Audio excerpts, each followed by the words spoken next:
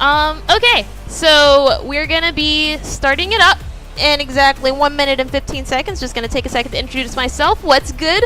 I am the Purple Sharpie, otherwise known as Sharpie, and what I have over here is my other fantastic Shoutcaster. He's gonna introduce himself now. Yeah, my name's Dan. Let's get crunk.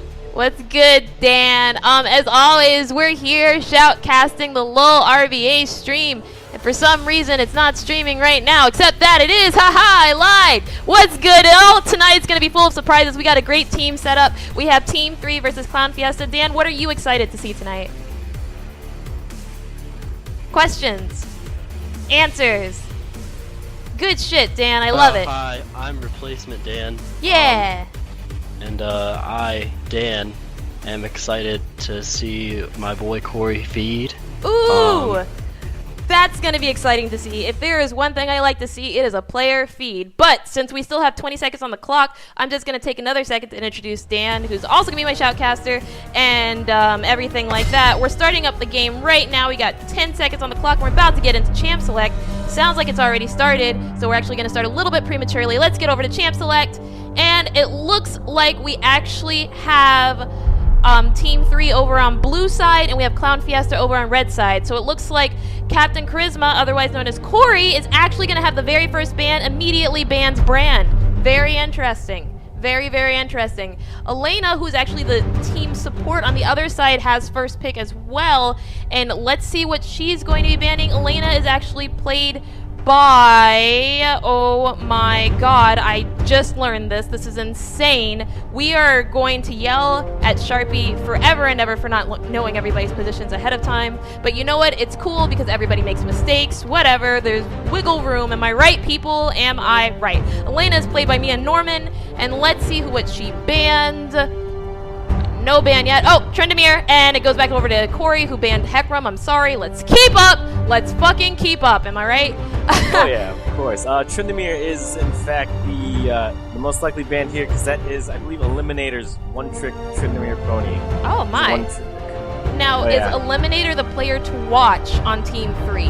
Oh, he's the only diamond player. He's one of the very few diamond players in this free agent tournament. So yeah, I would say so. So it kind of looks like they're just exclusively taking out top laners right now. Just a bunch of players they really don't want to deal with, and I'm assuming both of these characters are from Eliminator's pool. Is that correct? Most likely. I'm really not too sure. I know that Alaina, or whatever her name is, probably is going to pick Nami here, though. Nami or Zillion, one of the two, when it comes around to her pick. And a first pick Braum. Now, I have never been a big fan of people first picking Braum on my team because I play Zyra, and none of y'all niggas ban Zyra. So what's good? Alaina, please pick the Zyra pick for me. For me, sweetheart. Do it for me. Let's see, we got actually not just Alaina picking, but also CXMadreloderXx, who I believe is going to be our jungler. So this will be a really strong pick because this will essentially determine whether or not they're going to have early dragon control or not. So they're kind of pushing that up relatively early in the game. We'll see what happens from this pick. Like you said earlier, Alaina may pick Nami. I'm interested to see what jungler would complement that, but if I had to guess, I would be really surprised if I didn't see a Volibear this game. Yeah, he's definitely not banning these. He's pretty simple to play right now. Even with their nerfs, they weren't aimed at why he is strong. Right. And we do have the Nami pick with the Kha'Zix. Huh. That's interesting. It'll be really nice to see how the rest of the team goes with that comp. But we're back over on Team 3, and that's an almost immediate Twitch and Xerath pick? What is happening today? Are we just going with personal favorites over here, or what do you think? What do you think's going on back here? From what I've seen, Twitch is, while not super competitive in the LCS as a pick, he's stumped solo. He has a really easy time doing that. As is Kha'Zix, he's also a solo champ. So they might just be looking to get ahead early and stay ahead.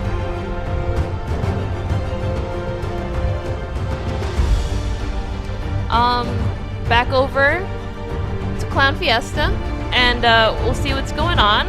Still got Buckwild and Lust Fury. Lust Fury, I believe, is the mid laner for ClownFiesta. I think he's sitting around like gold 5 or so, but I think he's a little better than that. But We'll see what he picks against Xerath. I'd like to see an assassin here just because assassins excite me. More fun to watch. Definitely. Now that's going to be a Nami. Ooh, a Jinx Nami lane. Wow. Now, personally, I would have liked to see Kate Nami because that would have been absolutely ridiculous to watch, but I definitely understand the Jinx there for the late game. Otherwise, she's not really going to have the mobility to get around, but that's a really nice complementary bot lane. I don't dislike it. They are against the super lockdown of Braum, but with Nami sustain, I think they will be able to sustain it just barely. It'll really just be a push to see how many stacks Twitch can get on and whether or not the heal's going to counteract that. Now, I'm really surprised. I'm really surprised by the Ziggs pick. Oh, I would not be surprised. I actually remember who Lust and Fury is, and he, besides playing Annie, plays Ziggs. Wow, it's all coming back to me now. I actually remember a lot from the last year. And there's the Irelia. There's the Irelia. I was wondering when it was coming out, but it's here. Oh my god. Alright, Ashercross, please pick Trundle. If you love your team and you love yourself. A Trundle would be fantastic. And will Nick Ray pull it out? No, it looks like it may be a Pantheon. There's still a little bit of wiggle room here that he can definitely build tanky, and if he does get ahead early enough. Oh my god, can we please see a Poppy top? Can we please see a Poppy top? Let's go! I want the Poppy! Bring me back the Poppy! Give me the Poppy! I want it! Let's go! I mean Malphite too, but when was the last time you really saw a Poppy? Let's just be real. And it looks like we finally got our entire team comp here. We got our Nami, we got a Kha'Zix, Jinx, Ziggs, and Olaf against a Braum, Twitch, Xerath, Maokai, and Irelia. Now, me personally, I'm very concerned about this Irelia Maokai lockdown compared with the mobility of Twitch as well as just the overall sniping power of Xerath. That team is scary. On the other hand, we do not have any very large tanks on ClownFiesta side, which is absolutely concerning to me. Really, the biggest issue is I don't see Jinx shredding through all of their armor alone. What do you think? I think she's going to have a really tough time if Maokai gets anywhere close to her. I mean, it's really dependent on Nami's play as opposed to Jinx's play at that point. Mm-hmm. So Flash W from Maokai is literally nothing she can do. You're absolutely correct. And with that, we're going to start getting into the real technicalities of each team. Right over here, we got Fulgrinn over on top. We got Eliminator in the jungle, Madreloder in mid, and the Beets as AD carry. Captain Khorisma, of course, as support playing Braum. Can you tell me anything about Team 3 at all while we're getting everything started up and spectating is loading up? I personally do know the Beets and Khorisma. I haven't actually seen them lane together. No, I can't honestly say that. I haven't seen them lane together, but I do know that Khorisma is an amazing Braum, albeit a terrible bronze one, but amazing nonetheless. It's always very interesting to watch him, and I'm more interested, honestly, in this bot lane than anything. Do you have any words for us, Dan? I do believe that Team 3 is going to sweep Cloud9, or whatever the name is. ClownFiesta 2-0. I don't think they stand a chance, unfortunately. I think they're just going to get crushed. All right, and on that note, we move back over to ClownFiesta. That's going to be top with Ashercross, jungle, TheCrimsonCookie, mid, Lust and Fury. AD carry is going to be Buckwild with support as AlainaLunear. Now, we know that we have a Jinx Nami lane bot. We do also have the Ziggs mid, as well as a TP running Olaf with a Kha'Zix jungle. I personally am very scared for this team. They do not, for some reason, have a large dedicated tank.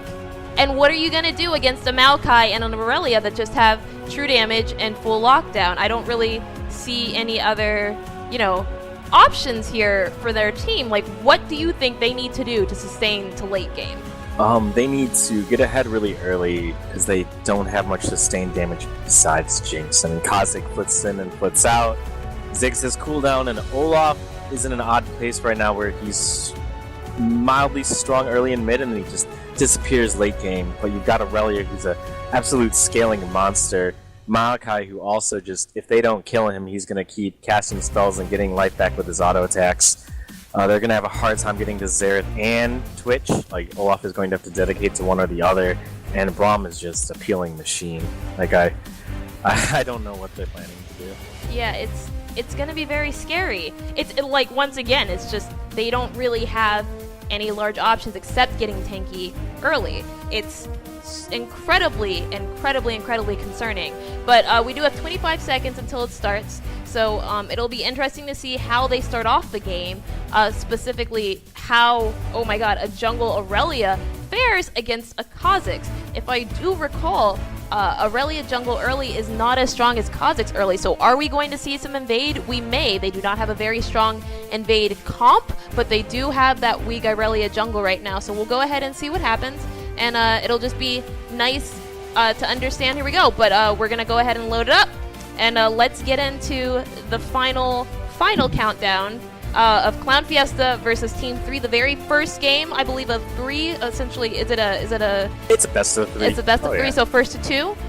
This game could give either team in a head, or it could put them irreversibly behind. But we'll go ahead and see, and just move on from there, I suppose. Oh yeah, I mean, if I were ClownFiesta looking at this, and if I were Kha'Zix, because that's one of my favorite champions to play, I would look to cheese this diamond player like so hard. I would be in his jungle at level 2, looking to use my Deathfire touch, which he took, which is weird. It's very weird. That's a scaling ability, and Kha'Zix wants to get ahead early. He wants his Thunderlords. He wants to just see someone kill them. He doesn't want to have to cast more abilities on someone and watch a DOT burn down. But who knows? Maybe it'll work. Maybe it will. Just personally, I'm actually kind of concerned right now about that. I'm so scared for that Irelia. I would not be. Have you seen the terror that is an Aurelia jungle? I have seen the terror that is mid game and late game Aurelia jungle. You will if she. All right. All I'm gonna say is if she gets any sort of lead, if she happens to get a kill or two, she will be unstoppable. Watch her come out of the jungle and just do easily half someone's life. Jesus Christ. I would not be surprised. I was baffled by it a few weeks ago. It happened, and I was completely astounded and dead. I was astounded and dead. It looks to me like Asher isn't loaded. Oh no, wait, there he goes.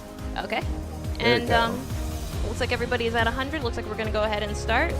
We'll see what we can get out of this, and it'll be pretty exciting. Oh game yeah. is finally started. Hearing some of that amazing loading up music. Unfortunately, I did not make an amazing overlay for this, so I do apologize. We will have one up, hopefully, by the time I get around to doing the very next stream. But for now, no overlay, so deal with it. Everyone's just buying. We got a pretty Standard buys from everybody. I see a lot of biscuits out there. I see a lot of the bitch talent here. No one's taking assassin. It doesn't Come look on, like everybody. Olaf has started just a smidge late, not quite loaded into the game yet.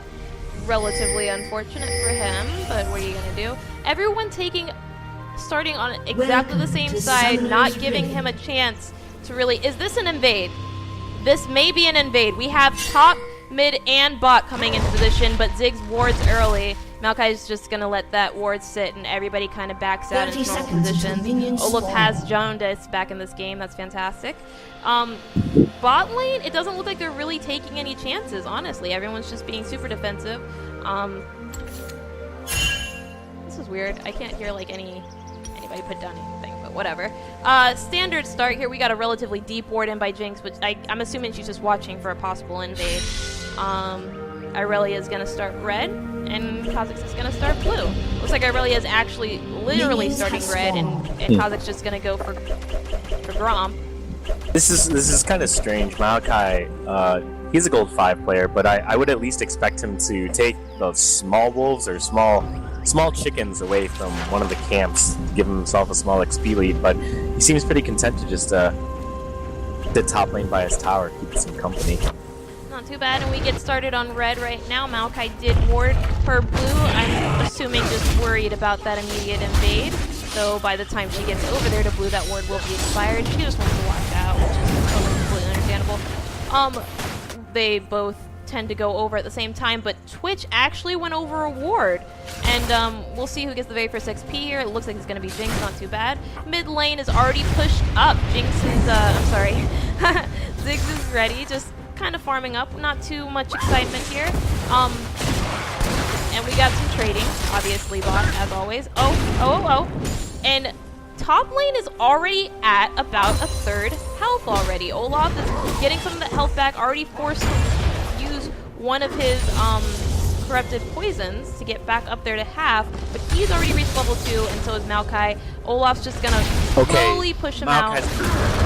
Serious danger here. I think Olaf should have pressed his attack right there because he had landed his axe, and it was in a pretty good position to go pick up, and he just backs off.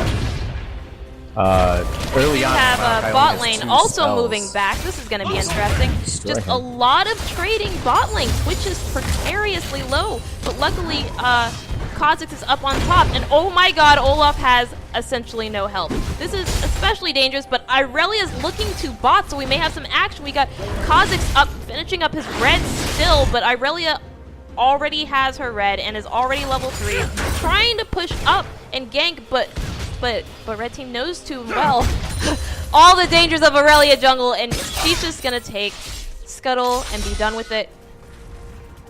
Maokai is incredibly pushed up, a singular ward in river, nothing to protect him in try, but we do have Kha'Zix sitting over here incredibly dangerously low. Oh Jesus. Oh my god. Bot lane's perfectly fine again, and mid's just duking it out. Unfortunately, Xerath has no mana, but a couple more autos will prove to give him some more. He just has to get in there, but Ziggs does not give him a chance to. Kha'Zix backing already at level 3, and Irelia just disrespecting this Kha'Zix, completely taking over his jungle. So do you see the sustain that she has right now? It's absurd. If she just keeps her smite up for Kug and Gromp and taking it, going through, she will stay really healthy. Bot lane is just pretty safe for now. There's nothing too consequential. Both teams are playing it really safe. No one really going in too hard, and despite our mid laner having heal and our other mid laner having ignite, we don't see any kills on the map yet. Though red team does seem to be ahead in gold by a somewhat insequential amount, only about 300 gold or so. But it almost looks like blue team's in a much better position in terms of levels. Honestly, we have a higher level, more XP jungler, which is going to allow more pressure on the map. We have mid lane allowing red to push in a little bit more to give them, just enough time, but unfortunately having to back off in terms of levels.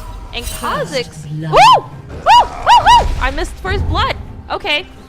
I got to watch it. It was funny. I mean, definitely interrupt me. Definitely interrupt me if I'm saying nothing of value, please. I'm just gonna let Derek go. See, Olaf, you have to play him two ways, in my opinion. Oh, and we have a gang spot. Are they gonna be able to get Braum here? Braum's getting dangerously low, and that is definitely a kill on Nami with the heal. Jinx taking up a turret shot. This could easily be a dead Jinx, but Irelia's headed up towards top. She cannot be bothered with this little skirmish, and Jinx left that exchange with about 200 health, but easily got that heal from Nami. Okay, what are you gonna do? Except let it go. Both backing off, and Kha'Zix returns to his jungle. Maokai walking back to lane after that unconsequential first blood, which looks like Olaf actually hasn't really gone back to buy yet. It looks like Maokai he picked up a no magic mantle and longsword. Didn't he do that last back? Oh yeah, but that's when he died. It wasn't a back. He died and bought it. Oh my god. Okay, well then.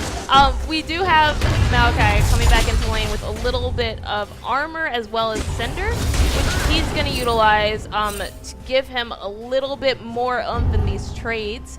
It's really going to put him even further ahead than before. It'll be really nice to see. We do have a pink ward mid, just a little precaution from Ziggs, who doesn't even want to chance anything against Irelia, I'm assuming. But Irelia hasn't really been paying too much attention on any lane except for bot, which is gank so far. Sunfire is less of a trading item and more of a lane pushing item, honestly. Do you what think you do that with he it is wants it to push allows the him lane? to save his mana and his spell cooldowns that would normally be used to keep his minions off his tower. He's not doing it now. He's just pushing, but he could be saving those cooldowns and just literally standing in the minions to push it. Oh, and we have mid lane. That's 3 mid. Got the Braum passive off, but he can't quite proc it. Braum leaves that exchange with a little bit under 300 health, and that was almost death. I don't really think the Xerath heal was necessary there. He was in the center of that circle, which I didn't quite see. It might have been, because in the center of it, it does an additional damage, which I think at level 1 is easily around 350 to 400 damage in the center. That's completely fair. Better safe than sorry. Xerath thought, and he may or may not have paid off, but now we're looking at a mid with absolutely no heal against the Kha'Zix and a Ziggs, and that is a scary position to be, especially when you have next to no mana, but the lane is pushing. It doesn't matter if you are a Xerath. And we got a 4-man dragon? 3-man dragon? Xerath none the wiser, but still warding bot lane. Braum moving up. Possible ward dropping. Does he have any trinkets? Looks like he does, not putting it down, however. And there we go, just in time to watch him take it. And blue team does take very first dragon. I believe that's going to be Infernal Dragon. I'm really curious to see if Ziggs is going to keep this Chalice of Harmony that he bought, because the item literally does nothing. Okay, it does not that it does nothing, but it does very little for him if he builds it into Athene's, because the bulk of the item cost and gold efficacy is lost to him. He can't heal or shield an ally and gain the blood stacks that you accrue. Can you adjust what do the you think? player What do you think icons about on the that, bottom Sheila? of the screen? Chat is asking me to adjust the player icons on the bottom of the screen to line up according to lanes, please. Yeah, fuck you too, buddy. Okay, give me 1 second. You guys, you know what? No one even, like, respects the fact that I spent, like, literally an hour setting up this overlay, and it looks amazing. And you know what? All of you guys can actually... Oh my god, we got back in. We got bot back in, and failed gank by Kha'Zix. This would actually be his, I believe, 3rd gank. He did try to gank bot, he did get a kill there, and he also tried to gank mid. It's really interesting. You're not seeing too many deep wards except for this pink right here. In bot tries, there's not a lot of vision on the map. It is still relatively early game, so it's just interesting. Oh, there we go. And as soon as I say that, Maokai, of course, wards top. And so Kha'Zix comes back over, but Maokai sees through his plots and walks off safe yet again. Kha'Zix coming back down bot, but can't really... Ooh, he may be able to get something here, but no. Xerath seems to know, yet again because of the ward in mid lane. Did he see him? That's where the real question lies. Looks like I think it was just mainly luck, because he was having his minions pushed in. Oh my. We got a TP coming in from Olaf. We got Xerath, they're ridiculously low. Kha'Zix go ahead and takes that kill. Irelia still running for her gosh darn life. We got Braum coming back in. No passive yet. I'm sorry, that is a Maokai. Maokai. A bot lane is just taking that turret there, and red team go ahead and stop off. This may be a kill. We have Braum passive on Jinx. Jinx still trying to get the passive, get the tower, and oh my goodness, Twitch just killed Nami there. Can he take the Jinx? And that's a double kill for Twitch, leaving him 600 gold. All more fantastic. And then we also have bot lane just going ahead, pushing up. They lost their tower, yes, but we have Kha'Zix coming straight down. They have no vision in the river. They can't see any of this. Are they going to back? Looks like Twitch is going to back, but nobody else is. Braum going up to go. Is this a dead Braum? This could be a very dead Braum. Gets passive off, has to ult to save his life, but still dies anyway. That's another 300 gold for Kha'Zix. Kha'Zix has gotten 600 gold with rotation. That is a scary Kha'Zix. That is a very scary Kha'Zix. Any thoughts, Dan? I think there's a lot of interesting choices and builds here. There's a big CS difference in mid lane. The other lanes are actually pretty close up until 2 kills went down. were reasonably close, but now Twitch is actually 600 gold heavier, but we do have the shutdown bonus. Now, Aurelia's been relatively patient with bot, not taking too many times after her very first game to come back down there. Do you think she will be watching bot now more due to their possible shutdown advantage with Twitch? I mean, I haven't been watching her too much. I've been more watching this Olaf and being extremely sad by his play. And that looks like a dead, is that a dead Xerath? He pops the heal, and that looks like a dead Xerath. Another 300 gold to Kha'Zix. Irelia coming in, trying to eat away at this Ziggs. Gets Ziggs, goes and moves her sights over to Kha'Zix and takes the kill. That's 360 gold for Irelia and another 300 for the Ziggs kill, as well as a shutdown for the rest of their team. This is ridiculous. This is absolutely redonkulous. What is Irelia thinking right now? I believe she's thinking she's a Diamond 5 player that just shit on some scrubs. Her entire team right now is moving in for the kill on this Nami, but they did walk over a ward, which was placed a little bit earlier by Nami. I'm sorry, by Jinx. Not hurting them too bad. Pretty nice to see. Irelia moving her sights towards her blue, just cleaning out her jungle. Kha'Zix doing the same. Is he going to pass off this blue or not? Now, Kha'Zix is in a somewhat strange position with Irelia, although those 2 kills earlier did put him in a really good spot. Unfortunately, it looks like that one Ziggs kill just catapulted her into craziness. She's going to be somewhat hard to stop now. And by somewhat, I mean incredibly. We do have bot lane just messing around with this Jinx, but Nami Sustain not doing any much work. We do have Dragon, and when do we have Dragon? Oh, this Jinx is dead. This Jinx is beyond dead. We got a Nami ult to try to save it. No such luck. Oh, that was a beautiful play by blue side. Braum coming in with no fear and Twitch being invisible. They passed the pink ward. He did pass it, but it came in way. It was too shallow. They had no way to react to it. Whereas he's using that pink ward to try to bait him in, and blue team looks like they're taking the bait. They don't know Kha'Zix is here or Ziggs is here, and it's just going to be complete and utter annihilation for the rest of their team.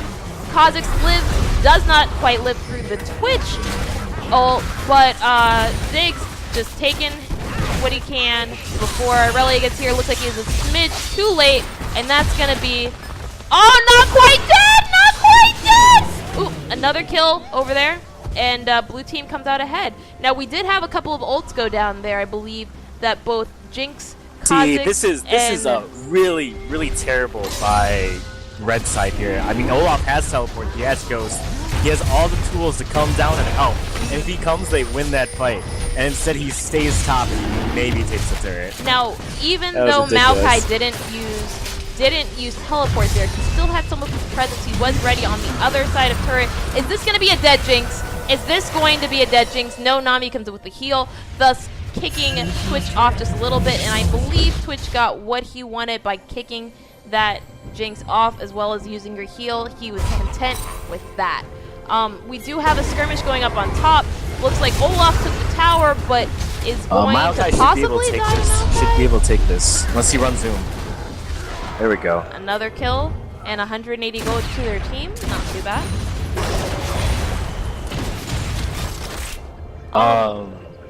I'm sorry. No, you're fine. You're fine. I would just still like to make note of CS discrepancy in mid lane. I mean, poor Xerath. While he does have 4 deaths. Oh boy. Goodbye, Maokai. Maokai lasted a little bit longer than I assumed. That Kha'Zix did get 2 stacks Kha'Zix there. actually misclicked and auto-attacked Braum and almost let Maokai go. But he was able to hit him again. Now, Irelia is going in. They can't quite see Twitch herself, but still running back. Bot lane is playing it very, very safe, especially with an 0-2 Jinx. She is quite afraid. I'm sure that she just wants farm at this point, especially against a 5-0-1 Twitch. She just wants to farm very safely. Doesn't feel too safe without her Nami, decides to back. Ziggs is in an unfortunate location right now. Braum coming straight in, gets his passive off, gets a Q off, gets an ult off, not pretty quite, well, but moves them into a position where they can easily get in. We do have a Olaf TP. going straight in, kind of moving off of Braum onto Twitch immediately. And that may be a dead Twitch right there. Braum passive does get kicked off, and the rest of the team backs off as soon as Irelia gets here. Smart team, smart team. They're just kind of trying to take picks whenever they can, even if they have to waste everything. I don't 100% believe that was worth on blue side. Blue side didn't really get an objective for that. They just kind of lost somebody. It was an exceptionally good pick by red. That TP was a pretty nice TP. Ran the rest of blue side off. But this does mean that they're going to be in an unfortunate position when Olaf does go back top, which it looks like he's doing right now. Possibly preparing for Rift. Rift would be an amazing call right now, especially with, oh my goodness. Especially with Xerath really low, but they have no wards on the enemy side except for inside a blue pit. Very, very superficial on top of the skin deep wards. Nothing too deep, so they can't really see that they're literally 5 up here right now. They do have vision of most of the team, so now it looks like they know that there's 5. Most of the team, most of the red team backing off smart, and Maokai gets in to go put down a ward. And it looks like everyone's just gonna back right next to a ward. Baron and 150. Was this a Baron prep, or were they just trying to secure Rift? Nice touch by Maokai to body block their mid laner. I don't think he really knows what he's doing with his build or his gameplay or his CSing. Or really anything. But they're doing a good job of helping them out.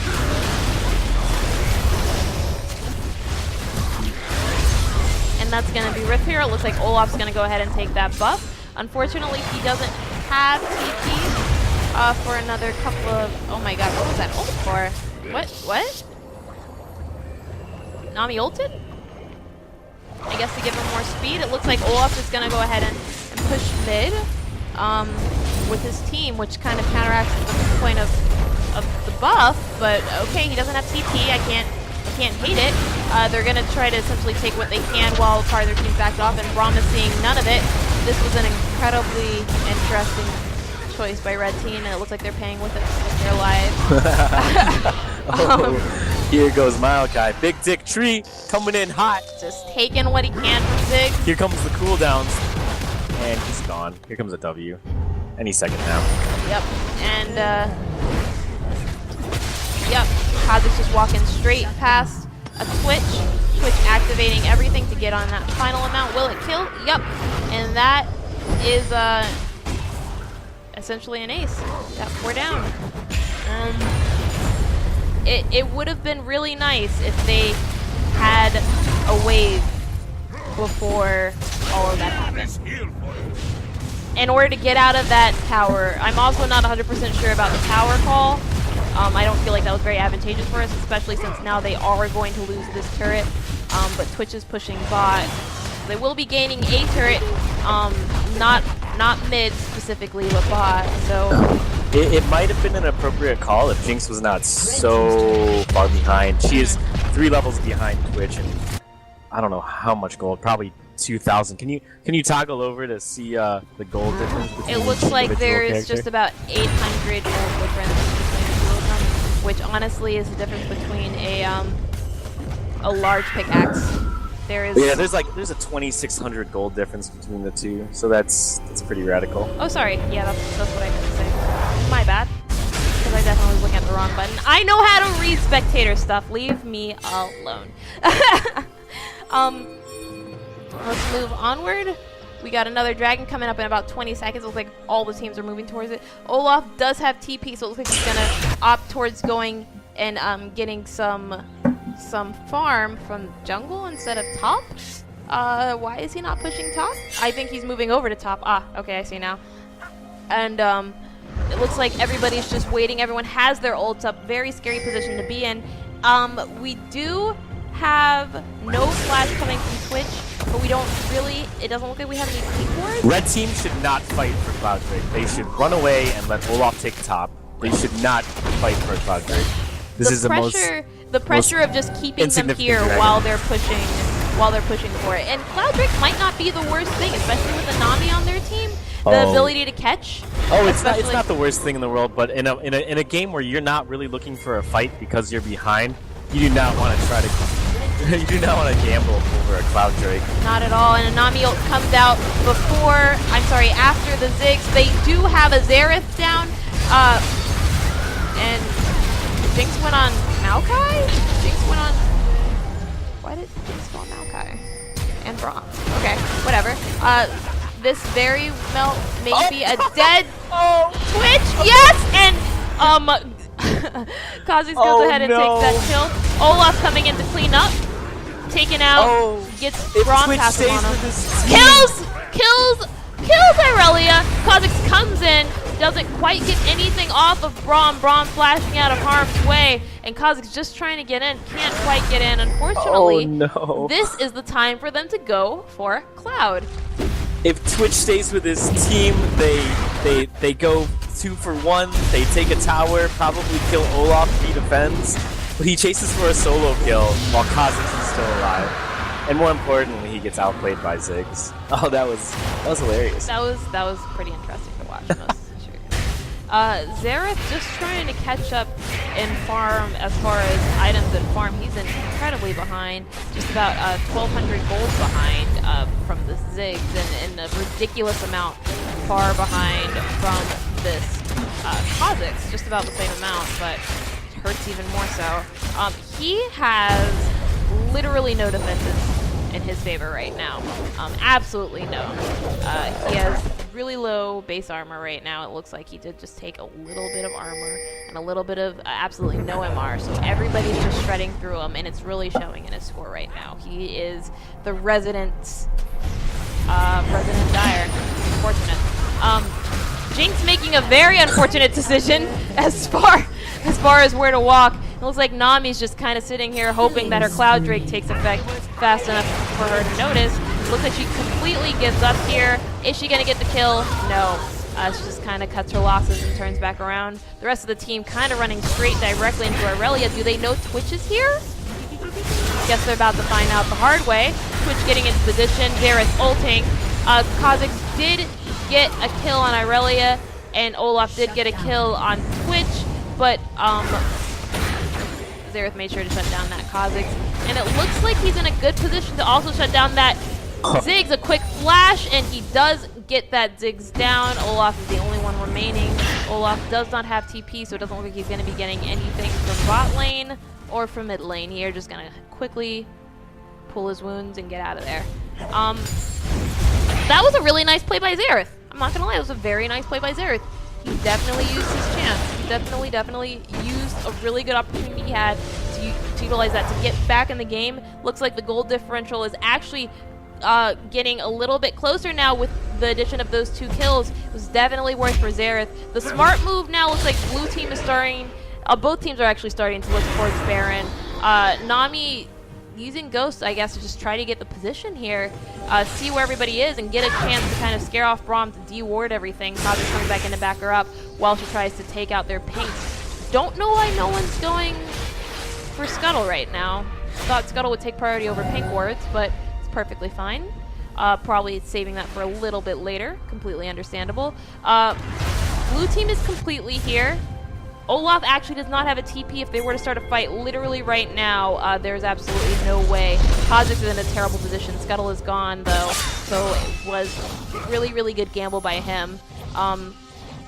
Looks like Irelia just trying to make sure everyone stays out of her location in her jungle. Kind of fighting blue, waiting for it to regen. Giving it to Xerath. Smart mid laner. And red is converging together. Maokai does have TP, so he is definitely here for this fight. They don't have any wards to go on right now, unfortunately. So if their fight was to break out in the jungle, blue team has absolutely no wards and no vision to counteract it. Braum can definitely get a trinket in, but only Maokai has a yellow trinket up. So, oh Jesus. Oh Jesus, don't face check that Maokai. Don't do it! Don't do it! Oh God! Braum and Maokai. Braum's dead. Maokai in the fray. Oh my gosh, Irelia is just coming straight in, taking everybody, and red team actually comes out behind from that? Huh. Aurelia slaughtered the backline. Definitely rushed straight in while Maokai kept everybody else there. However, the only threat on red side is Kha'Zix and Olaf. Neither of which are our Aurelia. That's completely true. In terms of MVP, it looks like this Aurelia is just definitely holding down this team right now in this mid game. Twitch is getting fantastic picks, and Maokai's following up on the snares when and where he can. Honestly, I'd have to say so far the big playmakers have really been this Maokai and this Twitch. Oh yeah, they are playing such a big part in this game right now. I'm really surprised at how things have turned out, but it's making for a pretty fun game. A lot of kills going back and forth. Not too bad. I can't say that I have any clear favorites right now, but I definitely want Corey to lose. Oh, what? I just want him to feed. I don't want him to lose though. I want him to walk away with a win, but I want him to hello, goodbye. Is Aurelia gone? Is Aurelia gone? And that's a kill for Kha'Zix. Kha'Zix actually staying in this game a little bit longer than I thought he would have been. Corey, of course, getting nothing on that Nami, a little bit too fast, too furious. No wards at all on Barons for free Baron, especially with Aurelia's death. Nami made sure to come in for everybody. She does have ulti. She can disengage here. Ulti would be fantastic right now, Nami, before you die. Okay. Okay. Yeah. Yeah. You fall. Yeah. You guys have fallen upon deaf ears. And this may actually be a dead Ziggs. Definitely a dead Ziggs. Can they still get Baron? No. No, they cannot. No, they cannot. Absolutely terrible. If Nami had just ulted right there when she saw their team coming up, she had complete and total vision of their team there. They came directly up through blue site jungle, have two different wards right here, one in the river and one right by the entrance to jungle. Now Sheila, Sharpie, I gotta know. What would a Zyra player do there? Zyra would have flashed out of there, waited until they got into Baron pit, and then definitely snared them so that Baron got a little bit off that ulti. Honestly, she would have saved him. Zyra would have saved him. Nami had a better chance to save there than Zyra did, to be perfectly honest. It's absolutely disheartening to see something like that happen. And just the blind face check on Dragon at this point, absolutely ridiculous. Now, they do have more dragons here. This one Infernal is not going to completely change things, but the extra damage boost will hurt them in this very next fight, most assuredly, especially if they don't have Baron to counteract. It looks like they're just a little bit too behind, and it looks like Ziggs is bot. Ziggs is bot right now. Please do not fight this. I do not want to see you guys fight this at all. Do not fight this. They have a couple of wards down. Baron is fine. Ziggs coming back up. They are not going to get in there and deward that. Good job, Corey. I'm so proud of you, really showing why you're the rank that you are right now. Fantastic. Let's go ahead and get into this fight. Looks like Twitch trying to get in on that backline. Can't quite get there. Aurelia trying to keep him off. And it looks like 3 ults down. Out of all the waves that she hasn't thrown, that was the one that she needed to, and she actually locks down Twitch long enough for those two to get away. Fantastic, absolutely fantastic. I did not dislike that ult at all. That was actually very good, smart ult by Nami and Braum to get in there. It looks like this is going to be an uncontested Baron. Oh my goodness! Wow, the Baron steal! The Diamond 5! Go and kill that Maokai! They go ahead and take it. No boost, but they don't need it! Team 3 is now Dignitas.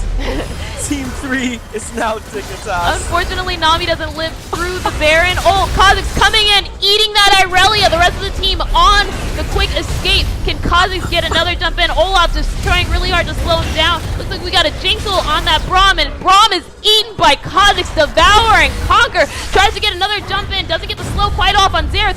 Can't quite get it, and Xerath is perfectly safe. Twitch just backing and hoping to God that he's there to get in tight. Twitch has no vision whatsoever. Kha'Zix, Twitch gets out perfectly fine. Everybody's off pushing this lane, actively knowing that lanes are worth more than a singular kill from Twitch. Twitch trying to come up from behind, possibly getting this Kha'Zix. He may be dead here, he may not. Let's see if this pays off. In a really interesting position right now. Kha'Zix down. Let's get it going. Does get Kha'Zix off. They do get an in hit. They immediately turn for this Twitch. Activates his Ghost Blade and keeps running and stealth, and he's out. Goes in, assassinates this Twitch. Twitch kills the Zig. His team is now here. Irelia eating up that Olaf. Nami with the disengaging ult. Everybody's backing off right now. They want what's less of this Baron buff. Nami looking at them knowing that she will never have Baron buff. Not for another friggin' How long until next Baron? There's no timer on here whatsoever. there's no timer. Well, Nami just has to sit there and cry terrible mermaid tears until she gets to the very next one. But everybody else just kind of brushing off that last Baron. We're looking at the goal difference right now. Nothing too ridiculous, but that Baron did definitely help quite a few members in this game. Number one member that it did actually help would be that Olaf, as well as that Jinx, but she's still behind Twitch. Twitch came up with a couple of shutdowns, very key shutdowns, and they're definitely paying off in the long run. Now, I don't remember what this word was, I'm assuming just not because reasons, so yeah. In any case, what do you think about the game so far, Dan? I mean, the game's hilarious. I'm really enjoying watching everybody. I hope people know each other. Watching everybody play. I mean, the best part of this free agent tournament is having a chance to shit on your friends. I think everybody agrees. It's honestly the best part, I think, of any part of League of Legends, is just knowing that maybe on the enemy team there is somebody that you know and love, and you get to show them why you're better than them. I think that's what we all really love and adore about League, and I'm just glad that we all have an outlet to finally come to someone and be like, hey, you know, I'm really glad that you've been there for me. You know, you were there when I needed to move. You were there when, you know, my parents died. You were there for my very first girlfriend. And Braum gets the oh my goodness, Olaf runs away. We have 4 bot right now, exclusively Irelia top. It looks like we have a Baron buff coming straight in. Maokai uses his TP to come in and assist this Irelia, but Maokai is kind of getting eaten right now by Jinx for free, especially with the Nami heals. Kha'Zix and Jinx equally eating away at them. Jinx is now at half health, especially with Nami heals doing some work. Bot lane, we still have a 2v1 right now with Olaf. Olaf is definitely dead. Procs that GA, gets a second chance to live right here. Let's see what happens.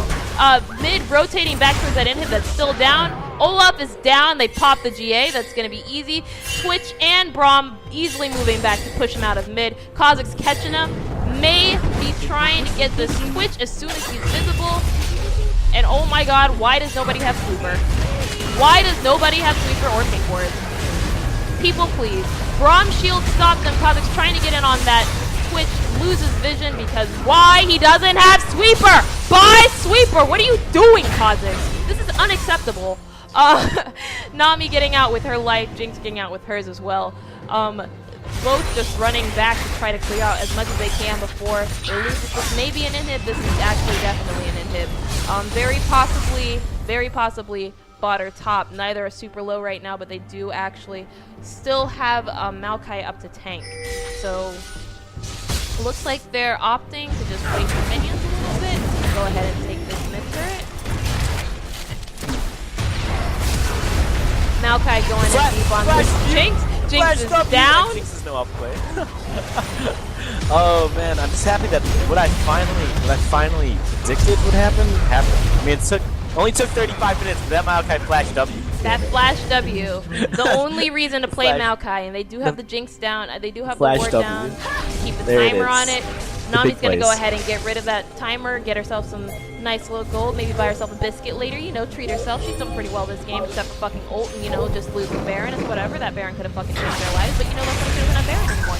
Anyway, they're moving over to Elder Dragon. Very, very, very, very good decision here. Unfortunately, bot lane easily knows what they're doing, moving in. They got 3v5 right now. Maokai just kind of getting in there, showing her what real roots look like. Zyra loves that shit.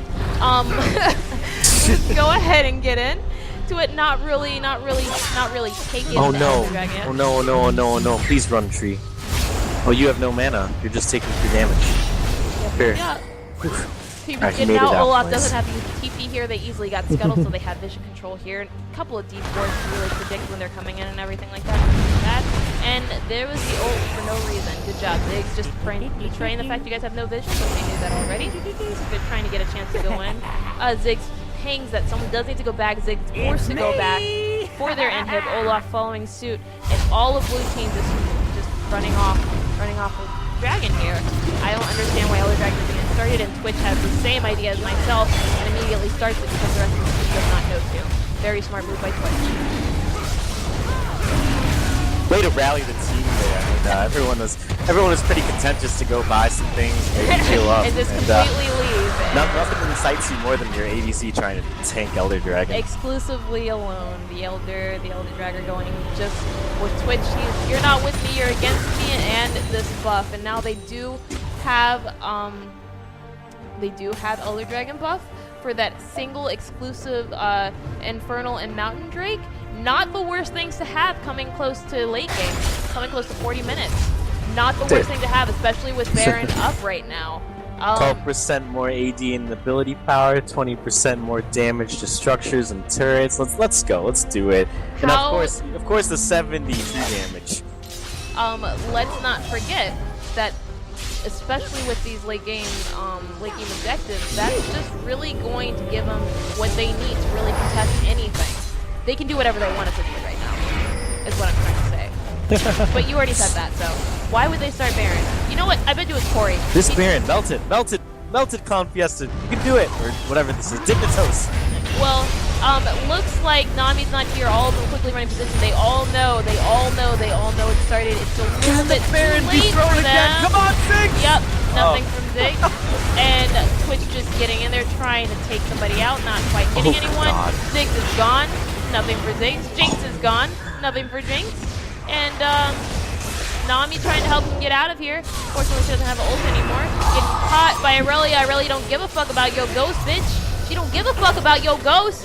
Looks like this may actually be game. They have another minion wave coming up right now, and without Ziggs or Jinx, it's going to be incredibly hard for them to clear these waves. But it looks like they're taking a long route through all of this instead of just pushing into N. They're just going for the very nice and safe bot lane. Totally makes sense, especially since you have your entire team up with Baron buff. Good job, team. Blue team's making some amazing decisions right now, but you know, whatever. And Kha'Zix comes down for some reason to contest an outer turret. I guess that made sense to him at the time. I'm sure it doesn't anymore, especially since he just lost a good chunk of health there. Nami did help him reclaim it back relatively quickly, but I'm sure the wound still hurt. They haven't quite picked Olaf's GA is back up, so he's going to immediately go in on this Xerath. Kha'Zix is going to follow suit and immediately start losing health. Olaf gets melted, does still have the GA. Kha'Zix is trying to get out of there, possibly take somebody with him. Getting the chance to take out Braum, nothing else. Olaf's trying to run for dear life, realizing the mistakes that he's made in his life, but they aren't quite enough to stop Aurelia from eating him. They're pushing it right now against this poor Ziggs with a little bit less than 500 health. Twitch easily destroys him. Nami's gone. That's an ace, and that is going to be the end of the very first game. Looks like the very first game is going to go to blue team. So, I don't think you were able to see the exciting 1v3 that occurred during the chase against Olaf. Twitch went against Nami, Jinx, and Ziggs, killed Jinx, almost killed Nami, and was outplayed by Ziggs' Zhonya on their tower, and actually lost his GA to the tower and escaped with less than 100 health. It was absolutely riveting. What do you think is going to happen moving forward? What does ClownFiesta have to do to come back from this? But before we really get into that, I want to get into a couple of things that really happened that game that kind of turned the tides for what we saw there. And why don't we start with this Aurelia? That's a great place to start. Aurelia early game just kind of sat in her jungle for the most part. Tried to gank bot early, didn't get much. Tried to invade, didn't get very much, and just kind of sat there farming until mid to late. Now, how did that really affect the game? Honestly, really didn't do much. I mean, they got fed off Xerath, probably the weakest link, but in the end, they have no answer for the Platinum 5 Twitch, who just goes around smoking everyone on the map for the most part. I mean, his weakest time is early game, and yet he just popped up whenever he wanted, got 2 kills, and he might have died to Olaf a few times, but that didn't matter. It kind of hurt to watch that happen. in slow motion. It really, really genuinely hurt.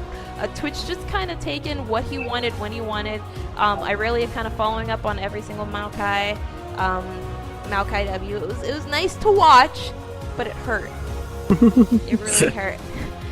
Looks like we're gonna have a couple of side swaps. We now have ClownFiesta over on blue side and Team 3 over on purple. We're just waiting a little bit to get this game started. I do also want to touch on some of the stuff that we did see coming out from ClownFiesta that they did amazing. I wish I had replay capabilities on here. I do not. I am working on getting them, but we'll just talk through it for now. I do want to say that both teams played well. I really liked what all the players did. I know I come off as like a little salty dog sometimes, a little cruel, but I'm just laying down some truth. Trick Too Lit, otherwise known as Dan. Spitting the truth. Dirty Dan. Otherwise, spitting the truth. ClownFiesta didn't have the worst time early game, honestly. They actually played pretty smart. They played pretty well. And, it didn't go too badly in their favor. The part when they really started turning around was when they just didn't have their ults up when they needed to. The engages were not the smartest ones in the world. It seemed like they didn't always know what was going on the enemy side whenever they did try to invade. Whenever they did try to engage. And I just genuinely think that was due to a little bit of lack of communication. Almost definitely. I mean, there's hesitancy on both sides. I mean, with that Elder Dragon, which clearly should have began immediately when two members of ClownFiesta showed mid lane to stop super minions, that dragon should have immediately been turned on. But luckily Twitch, he rallied the troops and he took down that Elder Dragon. It was a smart move over by Beets, otherwise known as David So. Now let's get into the real playmakers of Team 3. Oh god, they have an Asian ADC. Oh, I knew I predicted the right team to win. I knew it. 2-0 Team 3. It's nail in the coffin. Their ADC's Korean. Let's get into the real playmakers of Team 3. It was undoubtedly that Maokai and Twitch calling the shots there. I wouldn't be surprised if Twitch was the actual captain of this team instead of the support. But we did definitely see a lot of good calls and a lot of good ults coming from that Braum as well as from that Ziggs. I'm sorry, not Ziggs, the Xerath. Quite a few picks from him as well. I do remember that double kill early in mid lane definitely helped get him a little bit closer to where he needed to be by late game. As far as Maokai, do you have any advice for him this time around? I'm sure you had quite a bit of criticism. I'm assuming you're a top main. No, I just play whatever. I just play whatever. Fuck it. Fuck everything. No, I think Maokai did great. I mean, most of my critique is for Olaf. I'm not a Maokai player, but I really love Olaf. But, he'll probably think I'm an asshole no matter what I say. So I'm just going to say that you either need to commit early and get your kill pre-6. You can't try to out-sustain a Maokai. It just won't happen. If you have Corrupting Potion. It's just not. He's not in his house. Why? I mean, that's why he's the more popular thing.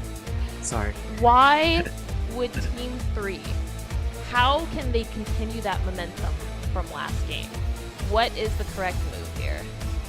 I think they keep picking champions that scale well, counting on the fact that ClownFiesta will probably not defeat them in under 30 minutes, and then just proceed to outplay them because they have better mechanics. So just kind of turtle like they did most of the game earlier, and just move forward with it, it sounds like. Oh yeah, just wait for the mistakes and then capitalize on them. Pretty good predictions overall. I don't hate it. I am sorry, once again, for not being as vocal and following everything. I'm just trying to make sure there's not too much dead air while also controlling the fucking stream at the same time. I tell you, it's too friggin' much. Usually we have you are an person animal. doing everything. I don't know how I'm doing all of this. But I can promise you guys that by next match, I do apologize again for the lack of graphics, but I can promise you guys by next match we will have a little bit more graphics, a little bit more information, a little bit more esports coming to you live from LOLRVA. Gonna make this as professional as possible.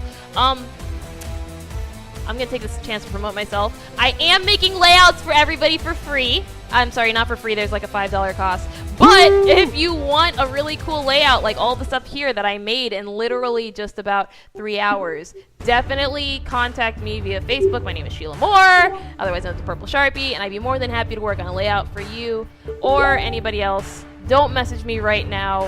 Why would you message me right now? Marco's telling me to let Daniel talk a little bit more and scream a little bit less. Really solid job so far, though. Thank you. Heart sign, he says. She's also doing coaching for any people who are desiring to become Zyra mains. I'm also doing that, but I don't play Zyra anymore. So good luck with that. It's a lie. It's a lie. It's a lie and slander. I don't believe it. Don't believe it. It's not a lie. It's not a lie. Marco says that he never said any of that. He loves no one. He hates you all, and do not forget it. I can believe that. Yeah, that does sound something more like something that Marco would say, but it is coming from Indomitable Snowman, and I have no clue who that is. Somehow he got mod on this channel. Completely strange. But we're gonna start moving over to Champ Select, it looks like, and it looks like everybody's saying that they're ready. Gonna go ahead and get started, it looks like. Turn down team volume just a little bit, turn down my microphone just a little bit. Can you say something for me, Dan, really quick? I can say almost anything. Okay, I just need you to turn up your mic just a little bit for me, please. Oh, I'm sorry. How do I do that? Let's see, I'm pretty illiterate with TeamSpeak. Testing.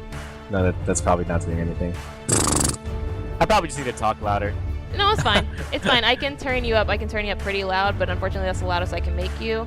No, I'll just talk louder. I can be pretty quiet, so that's probably on me. Okay, no worries whatsoever. Apparently that's much better, so we're just gonna go ahead and get into Champ Select right now. Very first band is gonna go over to CrimsonCookie, this time around. Ooh. What is your username? It's a Purple Sharpie? Yeah. Oh, okay, here we go. Okay, I sent you a friend request. We'll get these little things out of the way while we're sitting here waiting for some bands. Pick some bands. For some reason, my Champ Select isn't coming up. That's fantastic. Just gonna go ahead and do window capture instead, I'm assuming.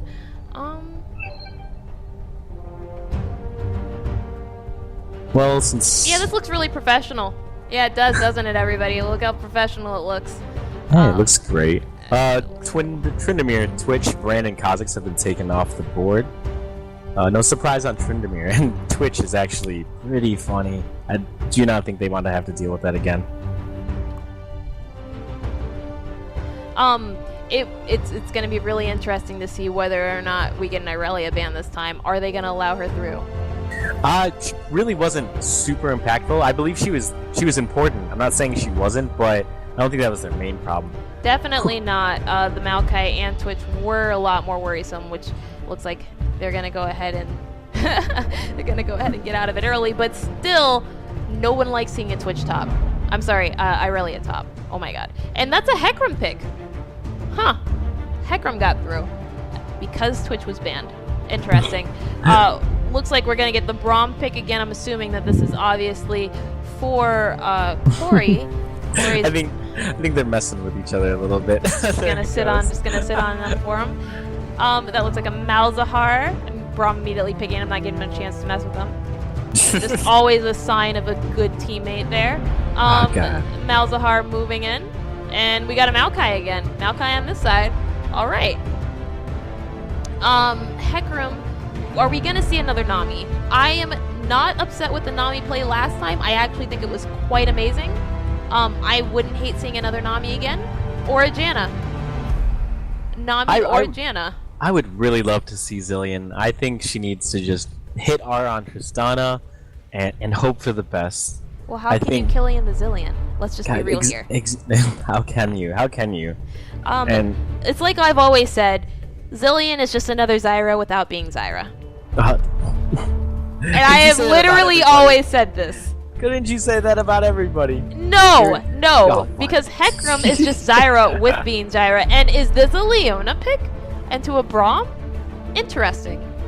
Very interesting. Alright, here goes Lux and Caitlyn locked down. That's it's an interesting transition. You go from a assassin ADC, it gets banned off, and then you go to a very just long range, sit back and auto attack ADC. Okay. Looks like they got a lot of AoE going in on blue team side, just really wanting that lockdown. Oh no! Come on, stay on. Trundle. Okay. I'm okay with Poppy. I'm always okay with Poppy. I am always okay with Poppy. And of course, you don't want to fucking pick Poppy. You know what? It's fine. You know what? I'm not even gonna cheer for you. I'm gonna specifically not go to top. I'm joking. I will watch top. I'm just saying that, whatever. It looks like Poppy's his most played champion, but I don't know why he's staying off him. Maybe he hasn't played her since she was hit with the nerfs. Maybe all those Poppy games were pre-Poppy nerfs. That happens sometimes. It does. Oh, here's Lustin Fury's playing Annie. I told you, his 2 champs, and he's good at both of them. But here's the Annie. Now, who's really gonna do work on blue team side this time around? ClownFiesta. Who is the player to watch this time? I really want to watch Hecrom. He did great things on Kha'Zix during the laning phase. During the team fights, he looked a little lost, but he did what he could. But I really think on Hecrom, you can't go invisible. So once you're in there, you're either killing people or you get focused down. So I'm really excited by this. It'll be interesting to see how he gets in and out of fights, especially since you're correct. He did use the Kha'Zix invisibility as the mobile choices, and to be honest, he just doesn't have that as Hecrom. Once he gets in there, he doesn't have any ways of getting out. Now, what we see over there on Team 3 is we do see quite a bit of lockdown. Almost everybody on the team, with the exception of Kate, who does have as well lockdown. We just see a shit ton of lockdown, for lack of a better word. Anybody particularly to watch on Team 3 this time around? Oh, Team 3. I would still keep really close eye on Caitlyn. I mean, I think the ADC is the one to watch here. She's gonna make it or break it. She's a lot of the team's damage. Lux last game, played Xerath last game. He was invisible for the first 20 minutes until his team started winning fights, and he kind of would pick people off and get the last hit. So he started like 0-4 and something, and then he ended up 10-5 and 12. And it's the final score that matters at the end. So good for him for coming around. It's really nice to see that both teams really learned from last time around. That's always fantastic to see. It looks like that we're seeing a lot less come through picks this time around, and a little bit more team comp coming in from both sides, specifically Team 3 side. But I imagine they had pretty good team comp prior to all of this, especially seeing their games from last time. Honestly, what do you think we can expect from the early game? We didn't see any invades. We didn't see anything unnecessary. Team 3 definitely did try to invade the first time around, and luckily ClownFiesta was there to watch for it. Olaf wasn't checking for any early tellies, though. How do you think that this new team comp will change their early game? Well, I really think we're going to see a lot of the same. I think every lane on Team 3 right now is going to play pretty safe, just because their jungler, again, is not going to be seen until 6. If not, even after that. And Hecrom is a character who has good clear right now, nice item build, and he yanks extremely hard. Not as strong as a polar bear, one of those, but he definitely does better than Warwick. So I think we're going to see almost rinse, wash, and repeat the same as last game here. I mean, ClownFiesta is going to try to probably get in lead early. Hopefully they do. If not, I don't know what they're going to count on. Okay, let's start getting into a little bit more individuals here. Up on top for Team 3, we do have Fulgrinn, while on ClownFiesta top, we have Ashercross. Where are the very clear differences between these two players and playstyle? Last game, we saw an Olaf against Maokai. This game, we have a Kennen against the Maokai. What do you think this outcome is going to look like? If you look at this at a higher level of play than silver or gold even, goes pretty even. I mean, they're both very strong characters in their sense and in what they're supposed to do. Obviously, Malakai's a really great tank, but Kennen's really strong right now because his ult got buffed. I mean, come on. He's really happy about that. I mean, if he has 3 people in it, they all are getting stunned. They all are. So that's really great. He's a really strong character right now, and he can really bully out the Maokai, especially if Maokai doesn't get his resistances early and farm well. I think last game was a little disconcerting because Asher is, I believe, a Gold 1 or Platinum player, and Fulgrinn is Gold 5, but I'm pretty sure he doesn't play too much ranked, and he's like better than Gold 5. He's one of those guys, but I don't know him personally. But I think it's going to be a fun lane to watch again. Let's talk about bot lane. Now we have Buckwild Bunny against an AlainaLunear against the Beets and Captain Khorisma. Now, last game we did have quite a few skirmishes bot lane, even as far as going second blood, quite a little bit after first blood coming down bot due to the jungler coming down relatively early. Is there anything to watch early game for bot lane this time around with a Leona and Tristana against a Kate and I forget who the support was this game? It's Braum. Oh, so did I. Yeah, Kate Caitlyn and Braum. and Braum again. I think it's going to be a lot like last game. I mean, they're probably going to wait for them to make a mistake. I don't see them being able to aggress on Tristana and Leona unless Braum hits some very good Qs. And I think Beets is just a better ADC. He's probably just going to wait for a moment where he can do more damage in Tristana physically than she can and end up killing her. I know it's kind of a lame excuse, or lame sounding explanation, but it's going to happen. It happens, but it looks like we're about to get into game right now and just see what the rest of our team has for us. See what the rest of the game has for us. And here we go, starting up the game already. Gonna go ahead and get some, once again, buys relatively quickly. Annie doesn't look like she's quite loaded in yet. Neither has Braum. Oh, JK, he just loaded in. Annie once again taking your sweet time getting her build in, but she did. And of course, as always, we do actually have... Oh, I thought we were going to have an invade again. Somewhat disappointing. Standard position, Warwick's probably going to start topside and either steal or just take his Krugs and proceed to auto attack his way through his jungle. Now we have red team watching for an invade yet again, playing it relatively safe. Braum going in kind of deep, just warding that try, making sure that he can watch this Hecarim come in or leave as he please. We don't see too many aggressive things from either side this time, which is directly different from what we saw last time. I don't specifically hate it. I don't really want to see an early game evade, but I'm lying. I actually do. Let's go ahead and just wait it out until we get some starts going on. Braum did already use his trinket, which may hurt him just a smidge coming in late game. Maokai also used his trinket, but all of blue side has their trinket up. Red side's just really afraid right now. ClownFiesta is just really afraid right now of blue team coming in and doing anything, just kind of covering their bases. Smart team. See how it affects them in the laning phase.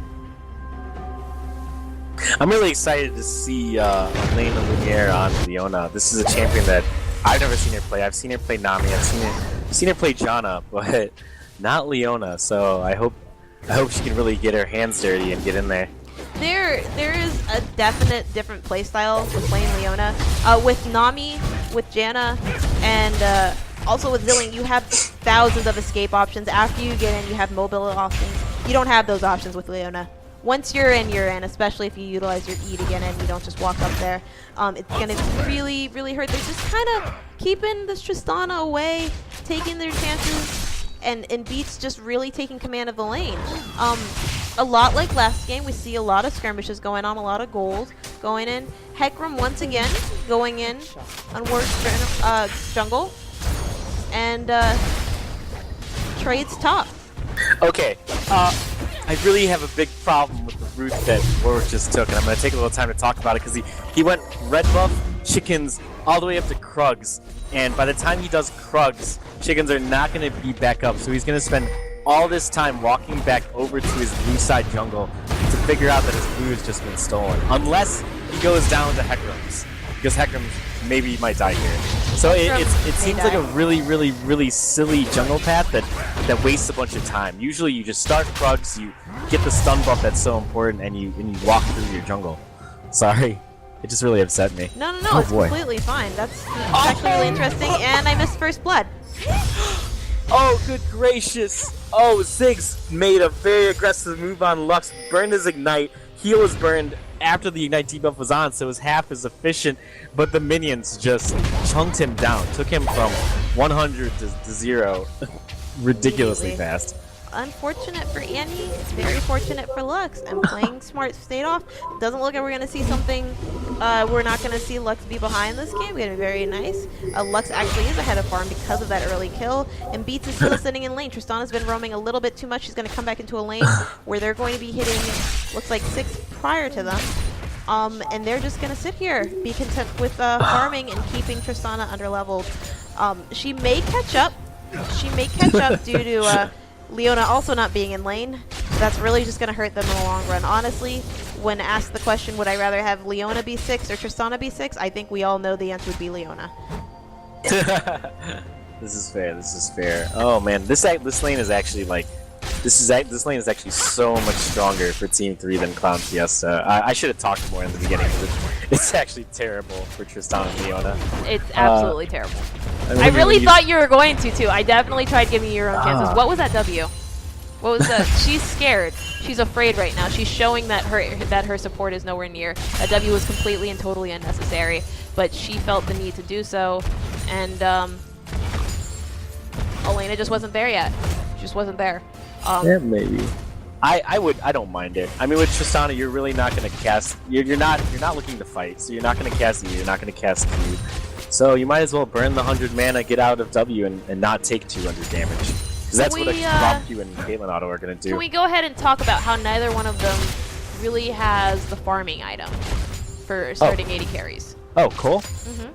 Oh yeah, that's usually a first back buy. You usually start Doran's still. That's what I've been seeing more in LCS. You start Doran's, then you go back and you buy a Longsword Cole if you don't have enough to get like your bigger items like maybe I just need to start watching LCS because I'm still laning with people that start that friggin' item.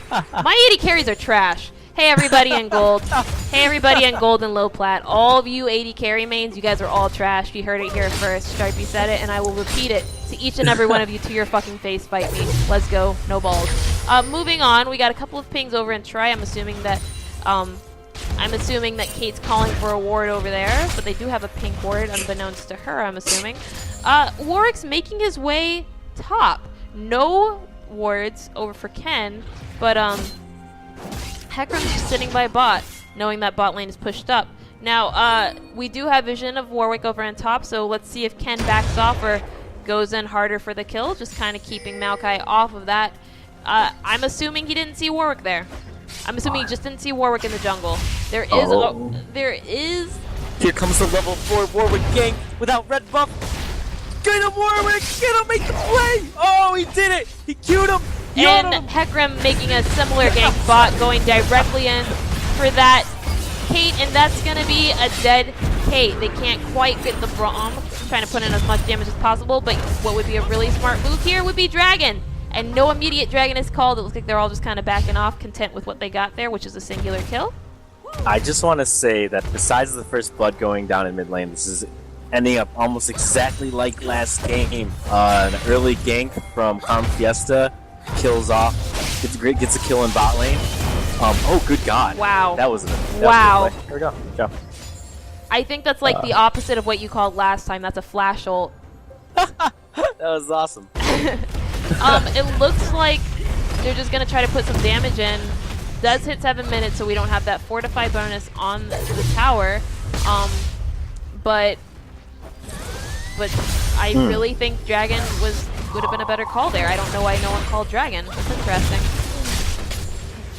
It's an Infernal Dragon, too. It's not like it was useless like Cloud or something. Like, okay, look. I will say I don't hate Cloud. I really like Cloud, especially with teams with high mobility. Like last game they had a Nami. This game they have a Hecarim. You know, I understand the mobility need, but let's just be real. Ocean or Infernal, you always go for if you can early. As soon as it comes up, you should be ready for it. And I think everyone can kind of agree and understand that I point. think Annie's dead here. Annie may actually be dead here. Unless, you know, she decides to just completely blow it. Oh, she had the burn ignite there. But, oh, no. No. Wow, she almost died. She almost died. I guess. Yeah, that new Mauling Bear passive is pretty savage. It's the reason why I played Annie for a while after Zyra was nerfed. But, you know, whatever. It's a very little thing, but maybe we should entreat to the admin that skins that are banned potentially in LCS should not be allowed to play here, because that Steel Legion Lux skin, it's really hard to see those effects. I'm not saying that would make a big difference, but it's really hard to see that shit. Have you played versus Steel Legion Lux before? I haven't. Okay, well, if we ever if the camera goes back to her and just watch her spells, they're really hard to see. That skin is actually not allowed competitively. Really? Really. That's fantastic. Yeah. Now, it doesn't matter for some fun free agent tourney, but it is something to note. You hear that, Marco? You hear that? You guys are fucking up. Slacking. I'd like to go ahead and see. Talk shit, get hit, Daniel. You won't ban me again. You know I'm gonna come back. Oh, we got a fight bot. Oh my god, that ult was fantastic. Two-man Pier. Tristana back on it. Warwick ult on Tristana and a heal to keep her up. Just barely lives long enough to kill Kate, but Hecarim goes ahead and takes him. Warwick content with killing Tristana. And please go for drag now. Please. 3v2. You know it's 3v2. Please take drag. Please. Somebody. Do it. Jesus. This is gonna hurt every single time this happens.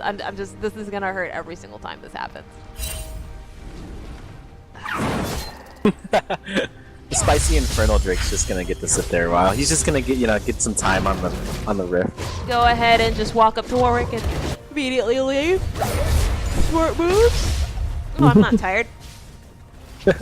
He just wanted some vision. You know, vision is he good. just wanted to let him know that he was there, but not really. You know, whatever. We do have a ward on Dragon now, so it's not gonna be as free as earlier. But you know. Alright, so item builds. We got a Rod of Ages that looks like it's brewing on Annie. Tristana appears to be going for the first item, Runaan's Hurricane. Caitlyn's going into the standard Infinity Edge. Warwick's going to Devourer. Oh god, good flash. Needed to flash straight out of that. That would have Really good, been really a good. very dead Annie. You can just kind of see it coming up. This may be a Dragon Call. They do have wards in there. I don't think Red Team fully knows that it's warded, but it doesn't look like Blue Team's making any large moves to come in, but they are just dipping. They're calling the team now. Kennen got the TP coming in for literally no reason except to secure a dragon that was already secure. Fantastic.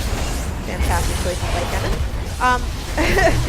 We got Warwick trying to come in for the steal, and Warwick does manage to steal it. Come on, Kennen, get in there. We got a Kennen ult.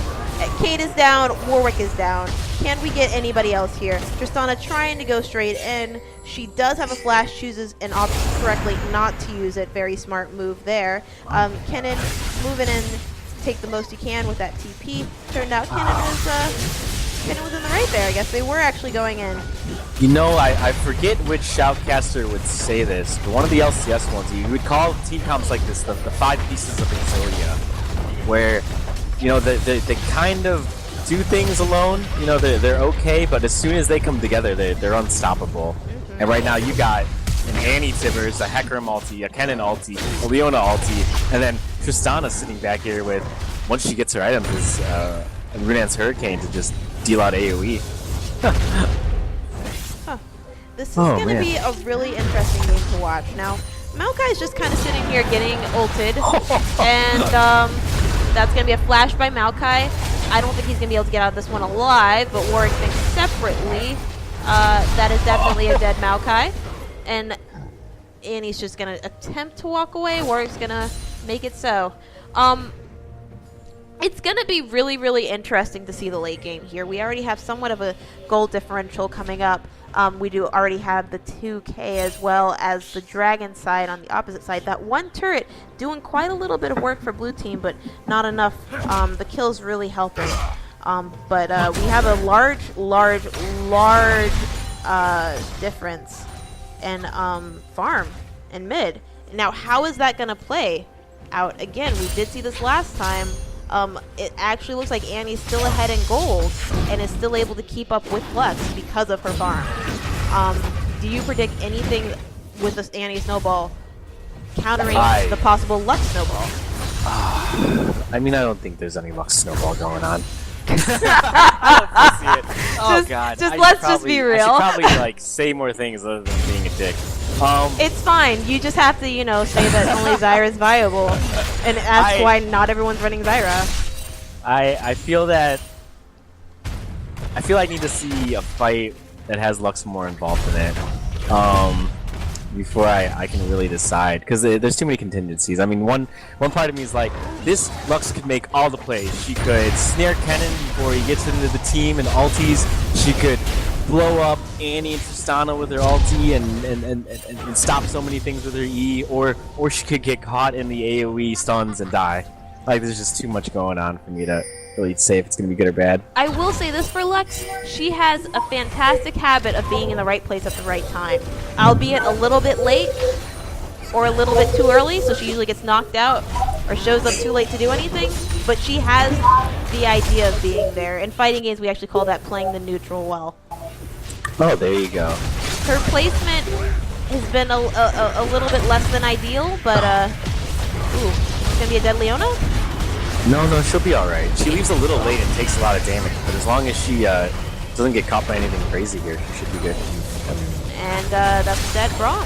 Thank you, Tibbers. And is that a dead Annie? Dead Annie goes straight to Tristana. And Maokai, trying his best to get out, not doing so. And if there was ever a time to go back and take a fucking turret, guys, Lux doesn't have ulti.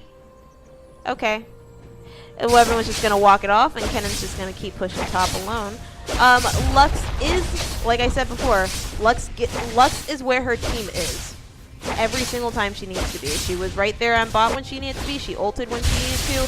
Lux played it right there, albeit not as well as either one of us are hoping, I'm assuming, Dan. Oh, yeah.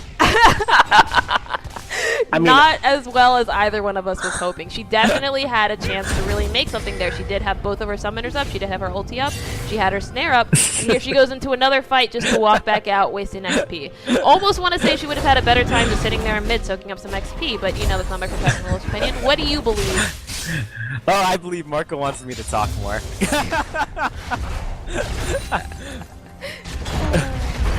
Oh, boy. Holy cow. I didn't have anything to say during that fight. I was just kind of stunned that it occurred. That's been me like this entire tournament so far. I'm like, guys, don't fight this. Okay, they're fighting it. I just kind of have to talk about this fight. Guess we're fighting this. Hey guys, go in now. Okay, they're all just kind of backing up. Okay, what do you think about them backing up? And you're just kind of like, oh man.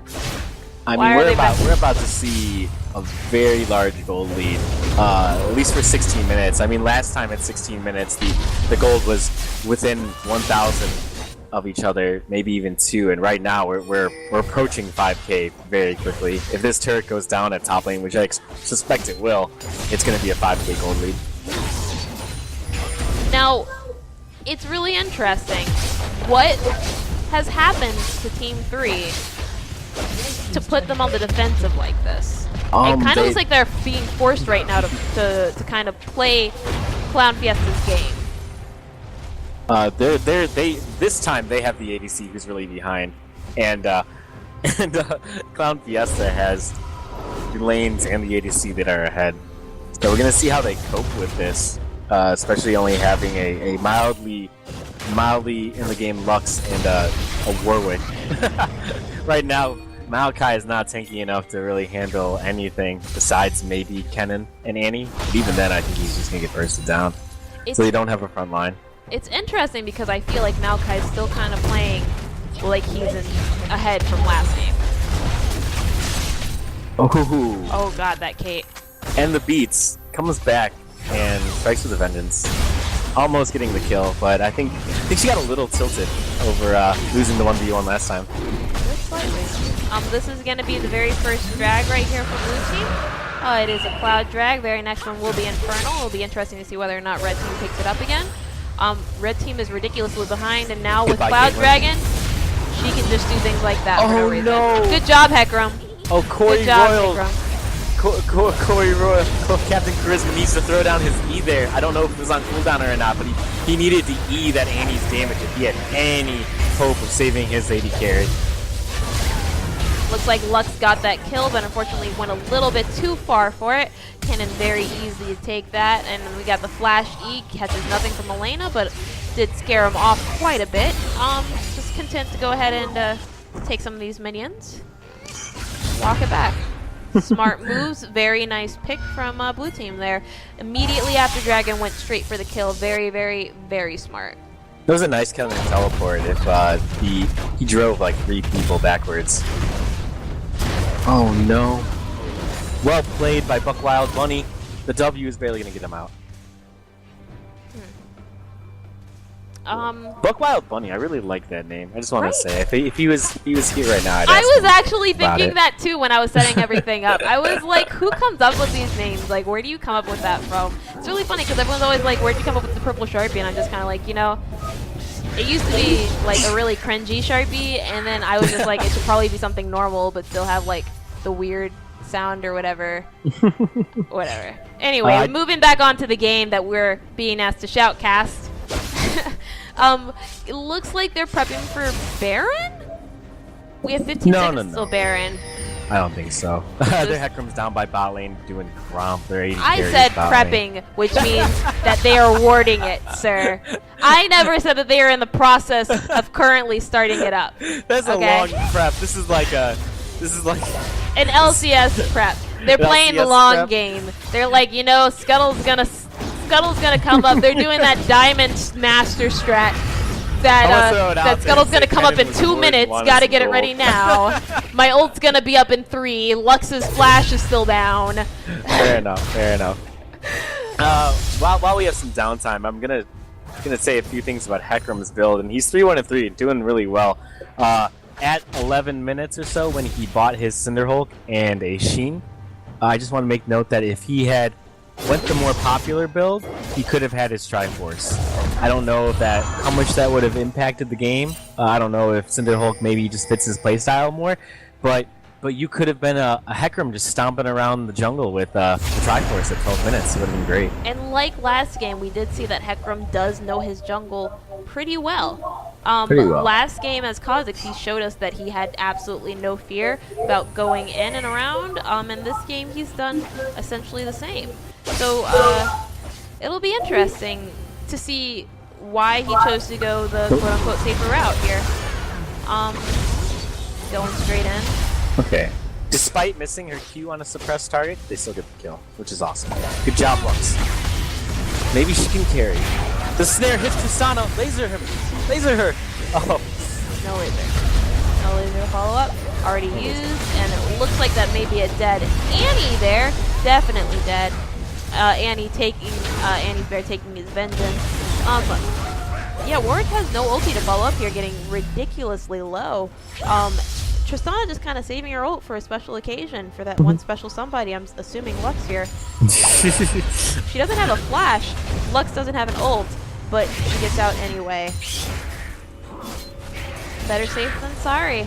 Right, Tristana? Also, can we talk about how she's not running Dragon Tristana? Like, and how, you know, she's a terrible person for it? Gosh, you know, some of us they don't have that money like you, all right? It's Purple Sharpie. But they have money for Ernest Elf? Yeah, okay. Yeah, okay. Oh yeah, no, I don't have, you know, the $10 right now, but I have friggin' 20 for when Christmas elf skins come out. Yeah, okay. That's a $9.75 skin. Yo, please, that's still $10. You still have to buy $10 of RP in order to get $9.75. Don't be new. Don't act brand new. You had $9.75, then you have $9.75 now, and a little bit extra to get a friggin' dragon skin. Don't try to play me, Mr. Dan. I know my bot lanes, okay? Anyway, moving forward, let's get a little bit further in. Just want to say 22 minutes in, the only immortal left is AlainaLunear on Leona. On the ham-bony support with no escape, she has not died. Not died yet. Not died yet. I hope she doesn't die at all, just because she hasn't died yet. And She everyone else actually has been playing a little bit better this game, believe it or not. Last game we saw her a little bit hesitating to use her ult, a little bit scared to get in there and take some chances. But this game, she's really, really played it safe, been exploiting all the things, making sure to have better communication with her Tristana. I don't think I've seen Tristana and Leona apart for a little bit longer than 20 seconds. That is a really good note, and it's a really, really good step up in her play. If they want to win, she needs to keep that Tristana alive. Tristana also has been fantastic about gauging these engagements. Oh my goodness, and Annie is out of the fight early this time around. Tristana makes some easy work of running around in circles. The red team just kind of eats both their damage and their semi-tank. Ken has to use his ult here. Tristana getting some good damage in, but easily getting ate by Maokai. Kennen follows soon after, and Leona's sitting here thinking about why Dan screwed her over by calling her immortal. Cloud9, stop them from scaling. You can do it. You can stop them from scaling. And red team immediately moves over to Dragon. Oh man. Now what went wrong with there, Dan? Let's talk about it. What went wrong? Tristana did not die. She got extremely low. She did not die. Wait. Oh, red team won the fight. Yeah, red team won the fight. Were you watching this? I'm like, I meant Annie died immediately. Yeah, she Holy did. cow. Yeah, it's My apologies. No worries. Annie did definitely die. It kind of looked like Hecarim got caught there.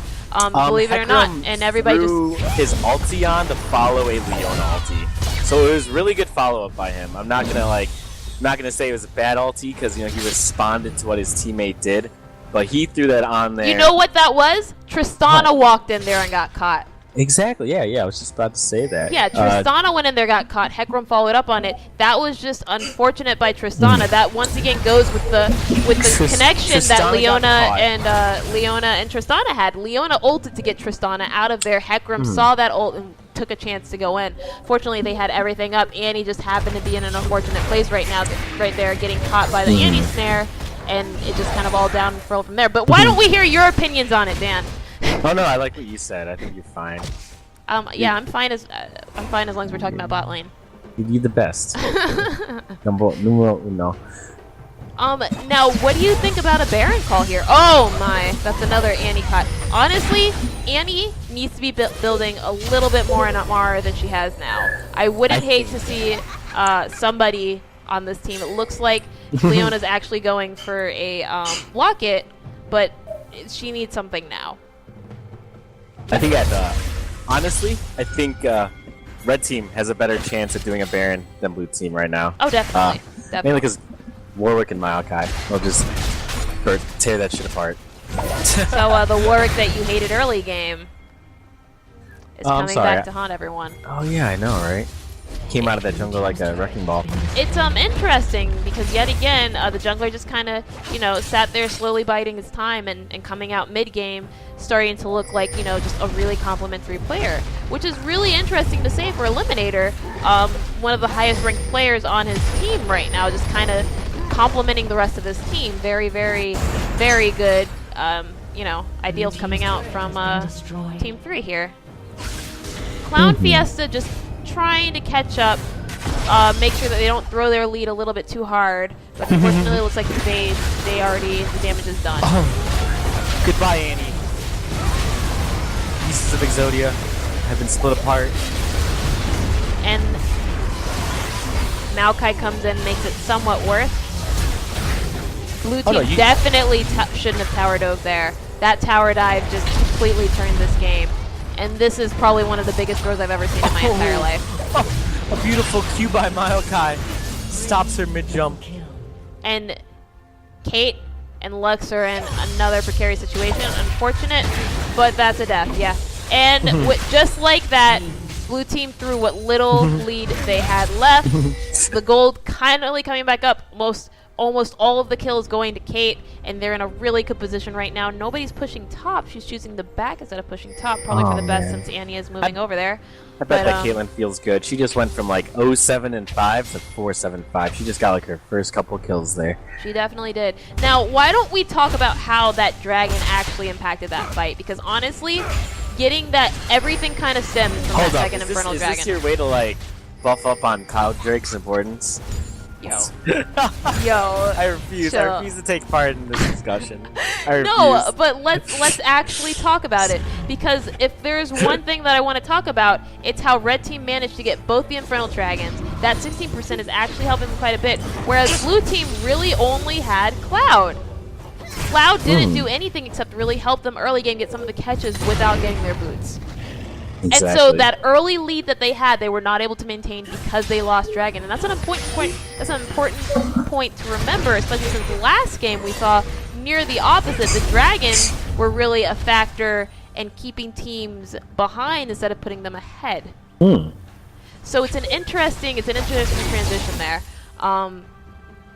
But a transition nonetheless. It's really Blue Team's game to lose from here on out, and it looks like Red is taking their victory and just kind of slowly pressing the advantage that they received last from I want to say it's almost been the last 10 minutes or so. I mean, the gap's closed from almost 5,000k gold when I talked about that top turret to nearly dead even.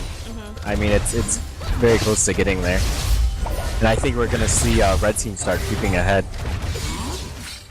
I do want you to narrate the fights just because you're the streamer and your directed cameras on everything, and mine, like, I look away from stuff, and sometimes I was definitely just see. Following what you were saying and just clicking on people. I'm sorry. Also, I'm really thirsty. John, can you give me some water? There you go. Yeah. Yeah, my boyfriend give me some water. Andy going in on this Kate again, not quite killing her. And that Kate is now dead. Looks like Maokai getting really low. Nobody else dead yet. Everybody out of position. It's just really split right now. Annie's able to get that Warwick alone, and Leona just kind of sitting there in the fight, taking most of it. Maokai is next up to die, and now we have Rom, and looks like Lux may be out here. Lux makes quick work. Jesus Christ. You can do it, Lux! Go in. Do it with your invisible skills! Jesus Christ. Lux comes out on top from that fight, but definitely just backs off to keep it safe, not wanting to risk losing the shutdown that she just got. Very smart, very smart. She is 12-1. You're talking about unkillable, and you're not talking about Lux. We're still giving her a really hard time when she is actually 12-1. She is actively she's doing a carrying great job this game. You know, she definitely is. Hey, I did say that I couldn't judge her yet because I needed to see her in team fights, and she's coming out so strong. I mean, she's putting me to shame here. When we really talk about the goal difference again, it's really depressing because you look at Lux versus this Annie, and there's only a 1,000 gold difference. Yeah, it is pretty crazy, and a lot of that gold for Lux just came in with that last fight. She just nabbed a couple more kills and got some solo XP. Now, a couple of things to note. Leona still hasn't finished her locket, which kind of showed that last fight. Lux made very quick work of both Annie and Tristana while Leona was right there. A locket definitely would have saved that Tristana do a little bit more damage, as well as that Annie do a little more damage and come out on top. Looks like a catch on Leona, getting cut out yet again. Are they going to go in on this? No, and that's the smart move. Everybody just kind of backing off, allowing them to take this Cloud Drake. Don't nobody give a fuck about Cloud Drake anyway. Now, I ain't saying it's a Cloud Drake, but I definitely ain't an Ocean Drake, which we haven't seen in either of these two games. I'm relatively surprised. Thanks a lot, RNGesus. That's like my least favorite dragon. I do What? not like Ocean Drake. Are you bronze? No, I like the dragon. I just think it's boring as shit. I mean, okay. Look, I'm I walk not out gonna of lie combat and I get my life back. But you can kite though. Boring. Oh my god. As soon as you get tapped, it goes away. Look. But like, here's the thing, right? Like, you sit outside It's the such a fight. boring If you're like, I don't want my dragons to get sustained. I want to God. kill people. Oh my I want God. my fire dragons. I want maybe my mountain dragon. I don't. But like mainly I mountain. want my fire I dragons. hate mountains. Mountain seems even more useless to me than Cloud. What? That is. Oh boy. Okay. We're gonna agree to disagree here. You just. All right. Fire Dragon early on is really only great if you're ahead. It's like too small to really matter. It's too small to really matter then. But the reason why you get fire early is because of the stacks for later. Oh, I'm just saying, as far as dragons helping you early, that's what I'm talking about. Earth is the most consistent. I mean, it's just 10% straight. And we got a Leona ulti, but no one to follow up there because she's not watching. Got a flash out there, and unfortunately, she's down a flash and an ult. Leona does. Oh Jesus, the rest of the team is kind of clouding back up. Warwick was not there to capitalize on that mistake by Leona, but it doesn't matter because Lux got a catch. Everybody stop the friggin' presses. Oh no, there is no Face of the Mountain that gets dropped in there. There is no Aegis of the Legion to get popped because those items don't exist yet for her. Face of the Mountain did not drop on Tristana. I don't know if it would have saved her. I don't think it would have. It wouldn't have because she doesn't have Locket. Honestly, this Leona hasn't gotten any defensive items for her team except for Face right now, and that may actually be a dead Annie. And a dead Leona. But we got a dead double kill coming from Ken, and he's gonna kill Lux as well! Beautiful Sonya! God bless this Ashercross, who I promised I wouldn't say anything nice about, but sometimes you just gotta say, yeah, fuck you, man, you got a triple kill, but you let this inhib go. Good job, Ashercross. Good job. So by saying something nice, I also backed it up by saying that it was fantastic. Tristana trying to make quick work of their team, and this Ken is just going in hard. They may have made mistakes there. He almost got in. If not for that Ken, that Tristana would be dead, most surely. Unfortunately, I have to say something nice again about Ken. Buckwild bunny with the laugh on Malachi's body. I love it.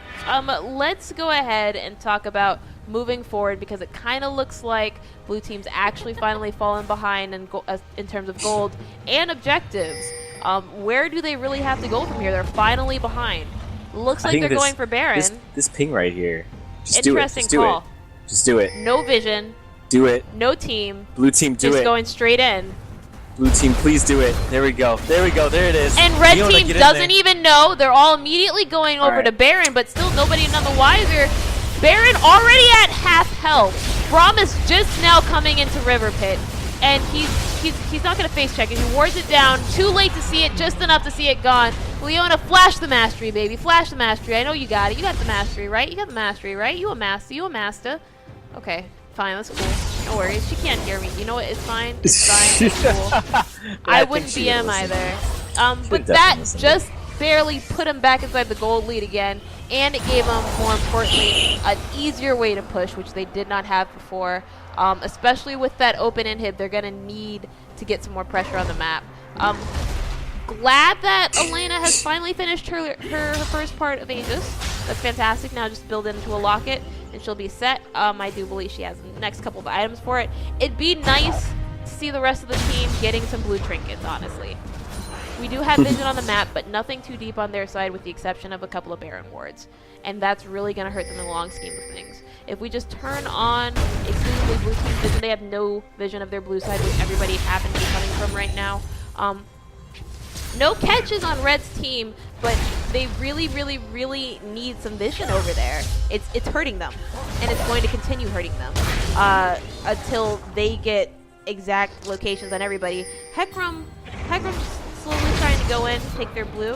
All of Red team rotating towards top, but Ken does know. For some reason, unbeknownst to me, I guess you just kind of had a feeling there's no vision over there whatsoever.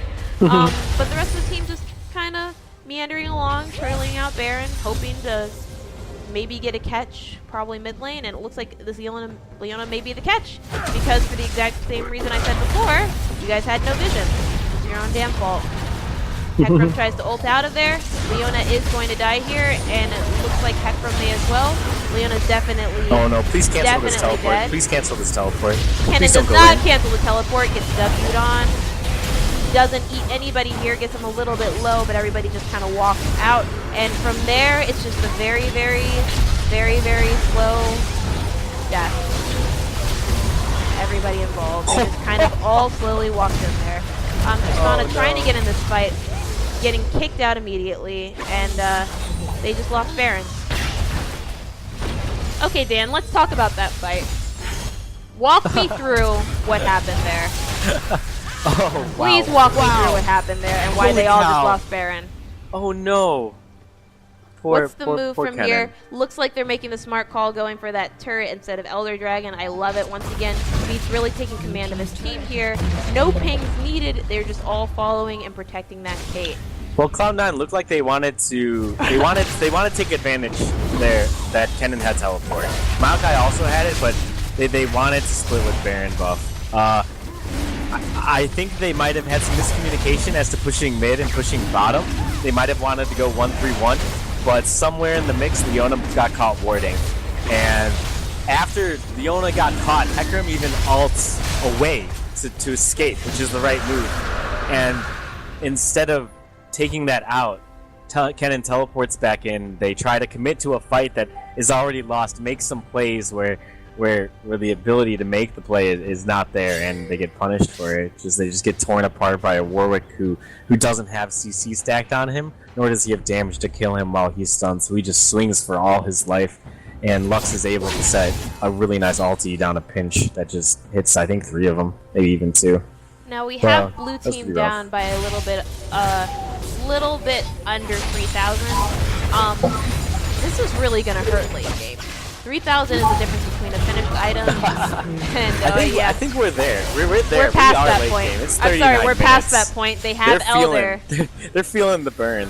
It's This- well, quite literally, Elder Dragon is the large component to this, and I don't appreciate that pun, sir. One more time, and you will be kicked out. Jack, please be sure to kick him out if it happens again. I appreciate that, Marco. Maokai is forced to burn his teleport to Please save stop with tier the 2 burning turret. horns. We get it. They have Dragon, okay?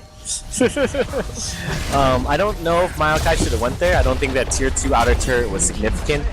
I do believe he should have just pushed mid and teleported there. Is this one of those chances? This kind of looks like I really genuinely like just let this go, but they refuse to. They're gonna go in and go ahead and try to take this. Yeah, Hecarim kind of gets melted. Annie gets melted right after. Leona has no ulti, so she's gone out of there. Looks like really only Ken is left. Ken and Tristana. Just let it go. Looks like they're going to be forced to now. Wasn't a very coordinated team effort there. They just kind of, Leona was just kind of out of position and tried to come up from behind. It didn't do her too well last time, and it didn't do her very well this time either. As this game wraps up, I just want to give a big shout out to everybody who participated. Thanks for It's teaming not up with over me. yet! Thanks for as I was saying, as the turret dies and the game is over. Oh my god. Oh, And that's an Caitlyn. ace. I just want to give a really big shout out to these players. Thanks for letting us shoutcast. Thanks for letting us complain about you. Thanks for letting us flame you. You guys are the best. You're ridiculous. You're ridiculous. Hey, I'm just throwing out some truth. And that makes it 2-0. 2-0. Team in 3. Team 3's favor, yes. Looks like they go ahead and take this match. Of course, leaving ClownFiesta a bit in the dust. Let's get some final thoughts. Let's get some final thoughts. Team 3 and ClownFiesta and what really happened that last game. Overall, it just kind of looked like they got outplayed. They lost in late game. I mean, they did great both games of getting ahead early, but then they fell apart late game. Their late game definitely needed some work. Yeah. They had much better coordination the second game. They did much better as far as actual movement together. Their rotations were pretty much on point early, and they just slowly started losing their rotation towards late. They started going for less objectives. They weren't warding as consistently. We didn't see as many trinket change, so vision didn't really change either. I think that was my biggest issue. My biggest issue with ClownFiesta is that if we had at least one more blue trinket, they would have more vision over on blue side, and they would have been caught out much less. But it's whatever. I don't want to say the better team won, but a team definitely did win, and they were very good. I do want to say great job to ClownFiesta. There were definitely some amazing plays we saw there from almost all the players. They all had their moments, and of course Team 3 also showed their willingness, go shitty champions and win. Whatever. Alright. Nobody picked Zyra! Why did nobody pick Zyra? Like, what? She's bannable, you assholes! There was a Braum! Why did no one pick... There was a Braum 2 games! What are you doing? Okay, I'm fine. But I'm fine. Alright. Thanks anyway. for having me on the stream. Thank you Sheila. so much for being here, Dan. I appreciate it. Thank you very much for Jack Frost and for letting me stream. I appreciate that. As always, we're LOLRVA. This has been the Stranger Danger Tournament. ClownFiesta versus Team 3. 5! Ice cream making lava monsters are gonna sweep it off! We're gonna go ahead and stream now. Please definitely tune in. The challenge I'll link in the description, and I'll link later on inside the chat just so everyone can stay ahead. Thank you so much for watching. Bye bye.